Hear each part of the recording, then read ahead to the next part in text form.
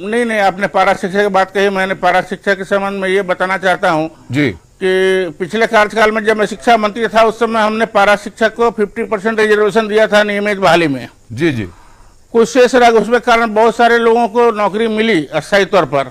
जी जी वर्तमान परिस्थिति जो है उसमें जो विभाग में अभी प्रस्ताव है, जो विचाराधीन विषय चल रहे हैं उनका मैं पहले अध्ययन करूंगा। अध्ययन करने के बाद बेहतर क्या विकल्प हो सकता है उस विकल्प पर मैं प्रयास करूंगा कि उन विकल्पों को तलाशते हुए और बेहतर प्रयास विकल्प की ओर हम आगे बढ़ सके।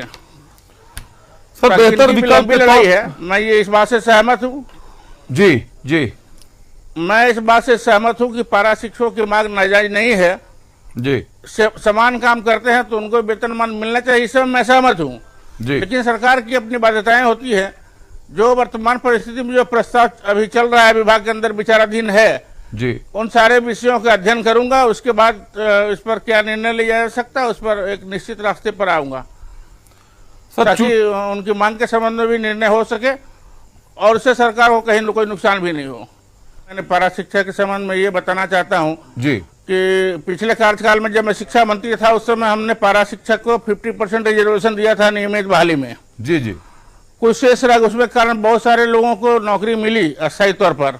जी जी वर्तमान परिस्थिति जो है उसमें जो विभाग में अभी प्रस्ताव है, जो विचाराधीन विषय चल रहे हैं उनका मैं पहले अध्ययन करूंगा। अध्ययन करने के बाद बेहतर क्या विकल्प हो सकता है उस विकल्प पर मैं प्रयास करूंगा कि उन विकल्पों को तलाशते हुए और बेहतर प्रयास विकल्प की ओर हम आगे बढ़ सके।